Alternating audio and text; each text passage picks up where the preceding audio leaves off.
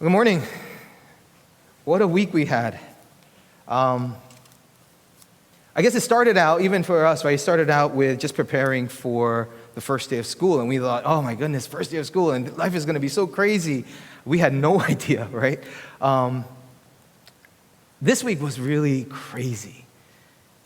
Just thinking about all the stuff that our city or the people around us went through.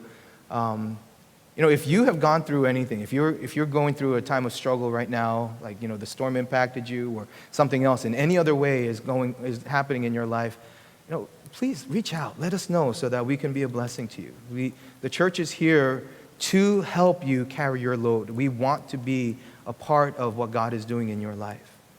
I'm sure that your social media feed has been filled with these sort of pictures, but I just wanted to show a little bit of what I saw, right? This is Antioch, right? Literally just up the road from us, not far. This was 76. And I'm sure you've seen this. This is 676. Just utter craziness. This was a house that Pastor Danielle posted on her Facebook. Right, this is, I think, a house in their neighborhood, or maybe a nearby neighborhood. This was before the storm. This is the same house after the storm. And, looking at these images, for me, it just kind of blows your mind, because you think about this sort of devastation in a person's life, right? Because, we just recently bought a house, and so we kind of think about what that means, right? You save, and you finally are able to afford to buy a house, and you think, okay, now there's a little bit of security, and then something like this happens. In your home, I'm sure all of you are the same. Probably your wives are the ones that curate the different pieces of furniture. That's how it is in our house, right? And every single thing that we purchase to put in our home, she's so careful about what she wants to, how she wants to furnish it. And then literally in one night, all of it just can be swept away. Makes you think, doesn't it? There are Bible passages that talk about this. There are Bible passages that talk about, guys, you should expect this. Do not store up for yourselves treasures on earth, where moth and vermin destroy and thieves break in and steal. He says that. Right? Jesus is simply talking to his disciples, telling them, look, be careful. Make sure that you don't store up your treasures on earth, because all of your treasures on earth are so temporary. Hear that. All of your treasures on earth are so temporary. Someone posted, easy come, easy go. That's literally what this passage is saying. We store up our treasures, and we work so hard to build up what we consider our treasure, whether it be our house or even our families or our cars or our jobs, and then in an instant, do not store up for yourselves treasures on earth, where moth and vermin destroy and thieves break in and steal. Now think about the life that you're living right now.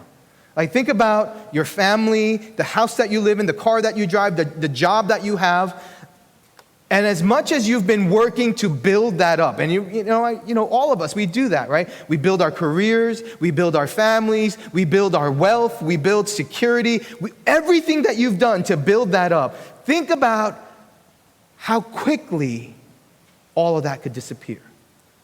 Literally in one night, a tornado just sweeps through your neighborhood and all of it is gone.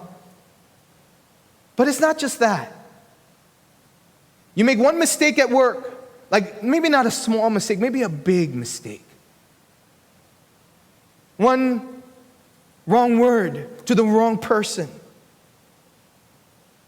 And just like that, you can lose your job.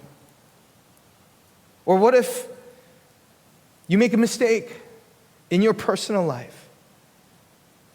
This happens, right? Where you just kind of meet the wrong person at the wrong time and your heart suddenly is pulled towards them and you engage in a relationship that you should never have, and now you know that you're already betraying your spouse.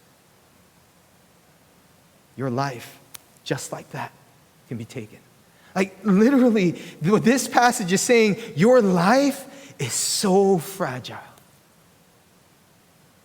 And any control that we think that we actually have is just an illusion, because you store up your treasures on earth, but moth and vermin destroy, and thieves break in and steal. So he says, look, there's an alternative. Store up for yourselves treasures in heaven instead, where moth and vermin do not destroy, where thieves do not break in and steal. Right, so there's the alternative. It's kind of saying there are people who will live to build their treasures here on earth, and then there are people who will live to build their treasures in heaven. You can't be both. Right? Jesus is so clear about that. You cannot serve two masters. Either you will serve God or you will serve money. Either you will store your treasures here on earth or you will store your treasures in heaven. And so he's saying there are two types of people in this world, and we are called to be the type of people who will store our treasures in heaven. That whenever we live for the greater purpose in our lives, we begin to store our treasures in heaven. Whenever we make that sacrifice for the sake of God's kingdom, we are storing our treasures in heaven. When we live deliberately with a perspective of eternity, we are storing our treasures in heaven. Because to store your treasures here on earth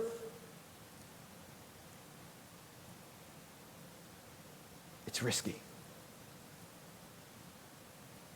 Moth and vermin destroy. Thieves break in and steal. If you think about what he's saying, it really is a reaction to the fall. If you think about it, moth and rust destroy, thieves break in and steal is literally the reaction to the fall. Because of the fall, when we begin to live for this place, the curse of the fall takes over. But because of what Jesus has done, because of the redemptive work of Jesus at the cross and in his resurrection, he now makes a way for us to begin to store our treasures in heaven. He has made a way for us to overcome the fall through his death and resurrection. So he says, look, store up your treasures in heaven. There's another passage that I want to point to. Well, this passage ends. For where your treasure is, there your heart will be also. And I think what he says with those words is this. This is how you know. This is how you know whether you're storing your treasures in heaven or whether you're storing your treasures on earth. Where your heart is. Where your heart is. So where is your heart? Right, what is it that moves and pulls your heart? Because that's how you know where your treasure is.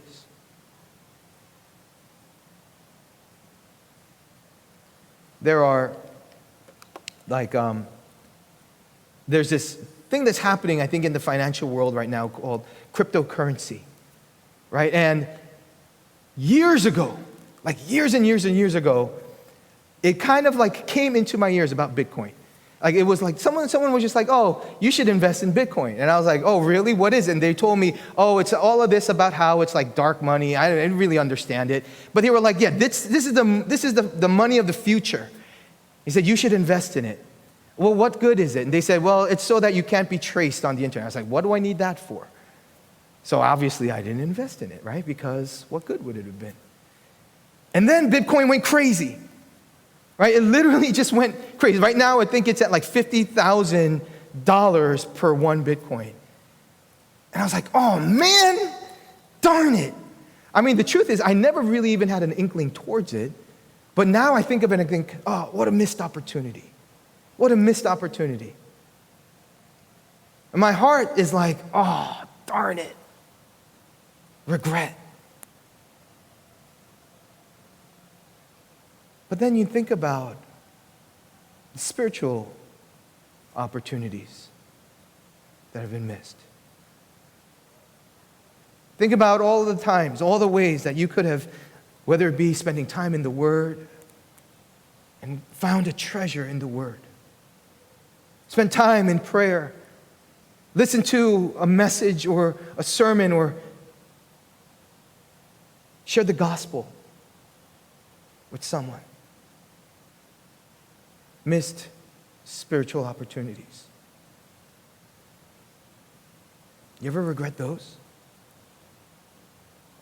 You ever think, oh, why didn't I spend more time just praying over this or over that or over this person? Why didn't I share the gospel with this person? Ever think that? Where your treasure is, there your heart will be also.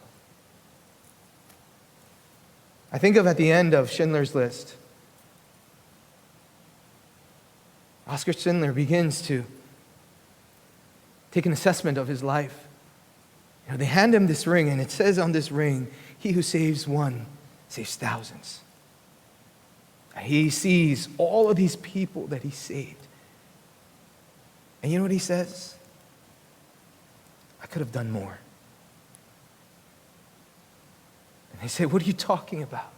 Look at all of these people. All of these people are alive because of you. Yeah, I could have done more. I could have saved more. You see this pin? This pin is gold. 2 people right there. And this car. Why did I keep this car? 10 people right there.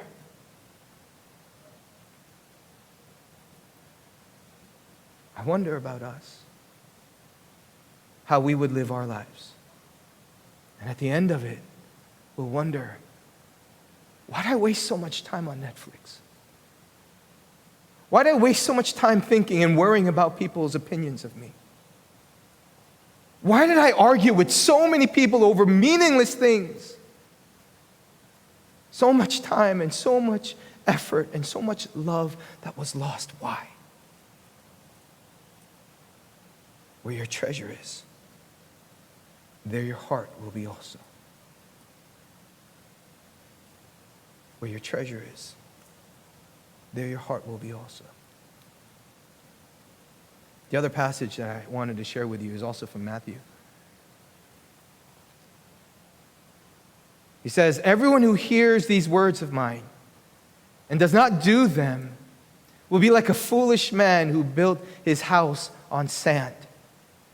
And the rain fell, and the floods came, and the winds blew and beat against that house. And it fell, and great was the fall. It says, we hear the word. We do nothing with it. We build.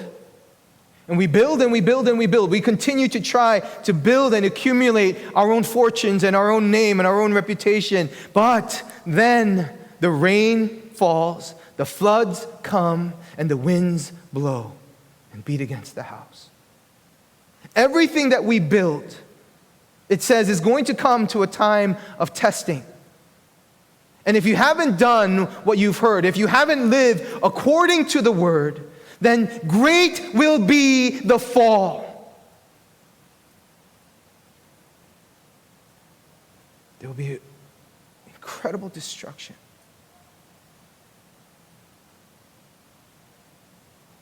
If you hear the word, but you don't do what it says.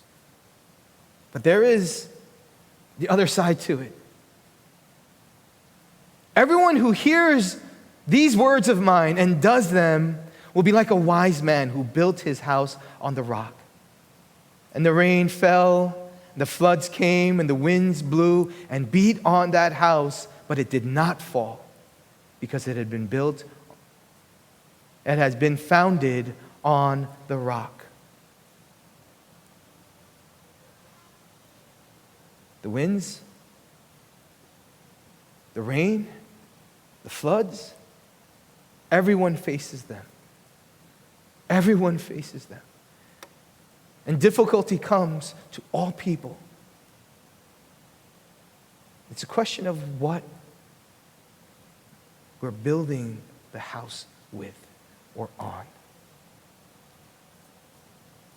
Now, let me explain what I mean by that. Some of us, we build, and we have amassed this great building, this edifice of our accomplishments, our degrees, our wisdom, our family, our riches, and it's become this beautiful thing that we love to find our security in. That's our home. And then the rain comes, the floods come, wind blows. Those things will be knocked away.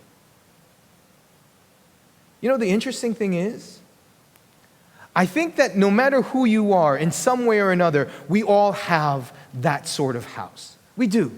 You know, just because we're sinners, we're fallen, I think we all kind of build that sort of house. A reputation, our careers. It's a natural thing because we're living in this world. That's what happens. But it's a question of the moment when the wind blows and when the rain comes, like what happens to that house is that house is going to be devastated. And how will you be? I think that's the question. You see, what I mean by that is what we find in Philippians chapter 3.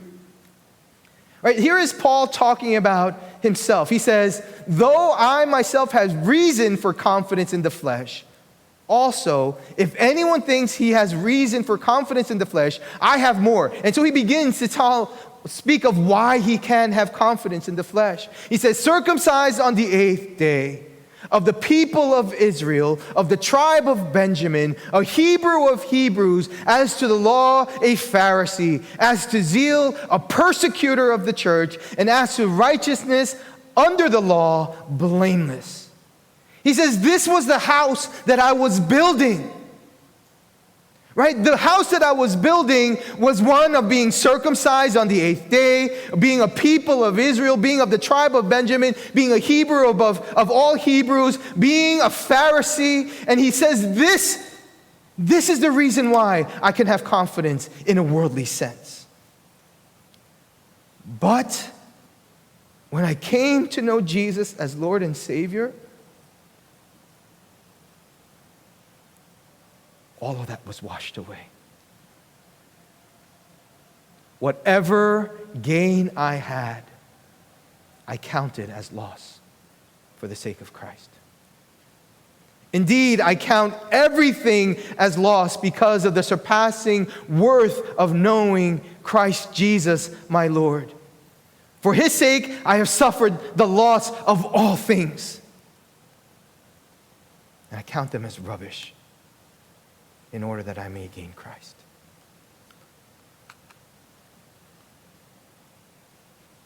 He says, amongst the Jews, I had this reputation. Amongst the Jews, I built my name up. I had so much zeal, and I was recognized as someone to be respected. Then when I came to know Christ, all of that seemed so worthless.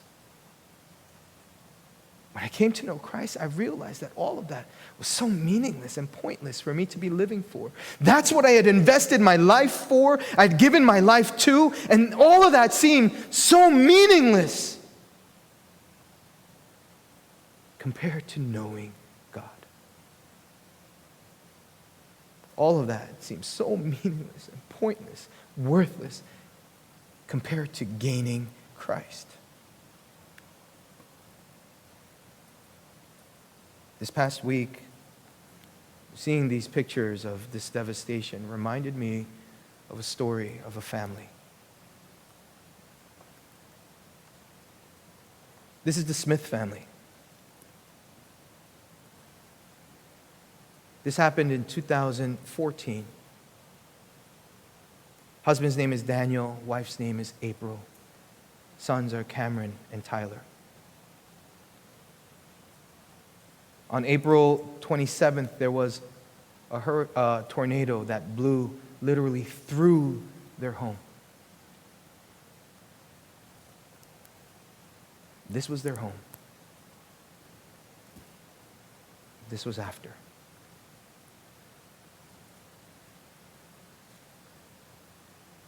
Tyler and Cameron, ages 7 and 9,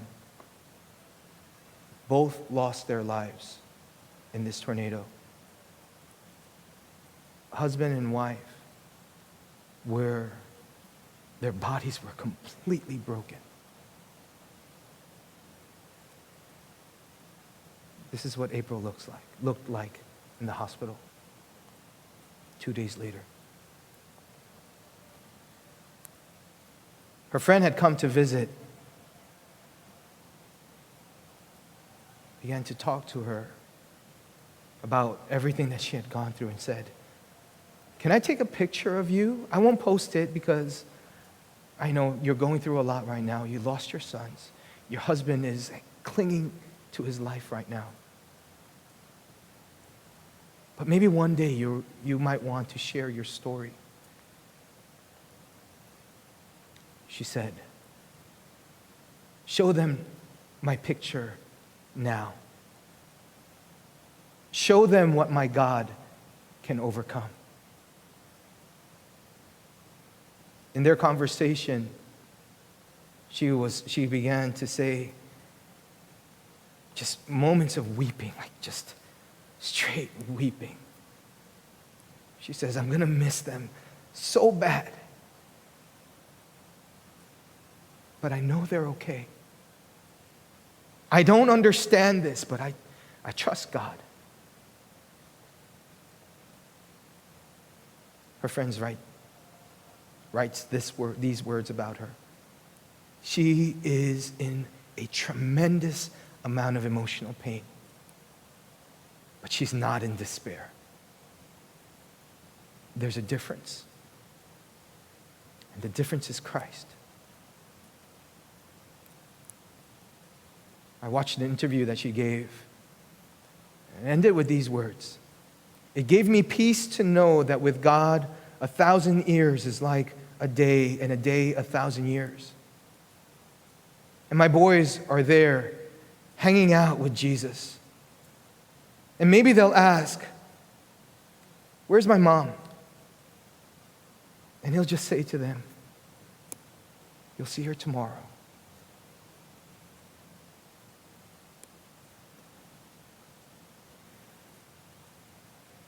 The difference that Jesus makes is worth the loss of anything and everything, because we know that there is eternal hope. So if in this world we suffer, if in this world we struggle, so be it. Because there will be a day when Jesus will wipe away every tear from our eyes. He'll welcome us home and say, "Well done, my good and faithful servant, well done." And in this world, we will have trouble. But Jesus says, "Take heart. I have overcome this world." We just sang it. Blessed be your name. When the world is going our way, blessed be your name. But even when things aren't going as we plan, may we be able to say, "God, everything I consider to be garbage compared to knowing you." Knowing you. Let's take a moment to pray together.